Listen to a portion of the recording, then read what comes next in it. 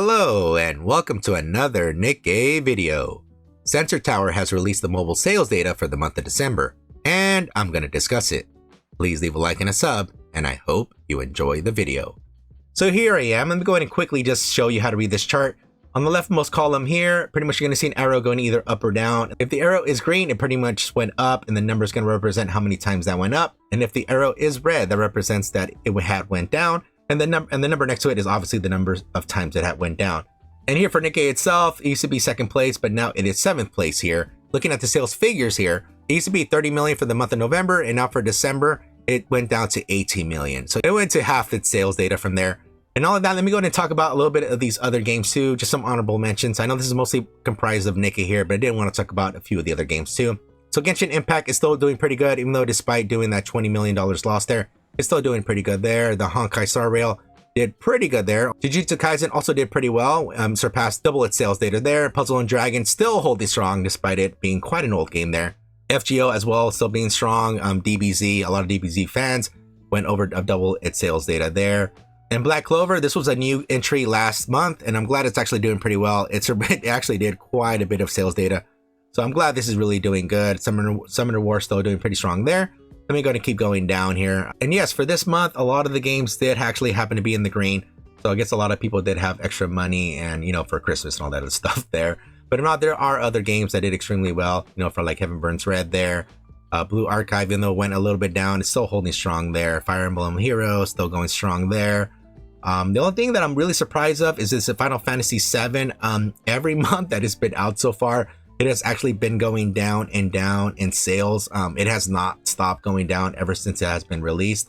I'm actually surprised because they did release other costumes. I think there was that Christmas outfit, and I think there was also the Final Fantasy IX collab. I think it was the one I remember seeing Ares and Dagger's outfit there. So, or maybe it was fake. I'm not sure.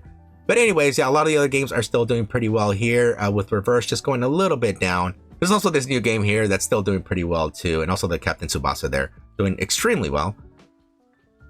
And let me just keep going down here. Arknights just went down a little bit, close to half there. And yes, even the global for Final Fantasy VII there did go down as well. Hopefully their sales do go up.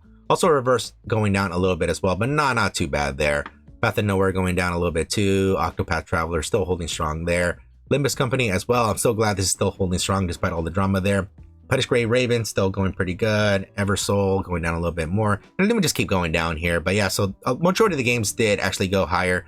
Yeah, there's a few games that are going a little bit low, with a few of them towards the bottom here being pretty much on life support. And yeah, since this is mostly a video comprised of Nikke, I just want to go ahead and just give those honorable mentions there.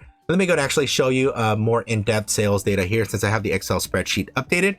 And here we go. All right, so here is just a little quick snippet of the previous 4 months here. Highest with the Nier collab here at 32 million, going down a little bit for Naga and Tia, and then rising again for the 1-year anniversary there with Red Hood. A lot of people pull for Red Hood, especially after all of the drama surrounding her being too weak and stuff like that. So as soon as she got upgraded, a whole bunch of people for sure went even more in on her banner.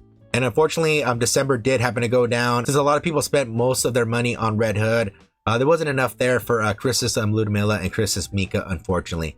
And let me just go ahead and show you the lifetime sales data here. So pretty much the highest we got was ever in the beginning of the game. It's getting close to 70 million there. It did drop down a bit until Moderna came out over here in January.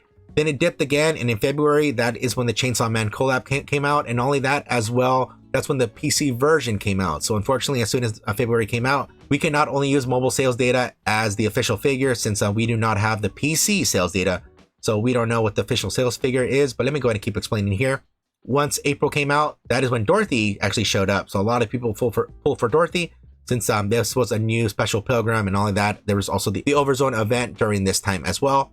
It kept going down and down and down. Noir and Blanc unfortunately could not stop the bleeding. It wasn't until the summer units came out with Anise there. She raised it up a little bit there, and then it came all the way to the Nier collab. It actually raised it a little bit higher. It slumped down, and it raised a little bit more thanks to the 1-year anniversary, and then unfortunately it did happen to slump down again. Let me go ahead and show you all the sales data here. So this is the entire sales data of the game here, a little bit more in depth here, where it's going to show what mission pass, when did each of the banners start and end, and all the.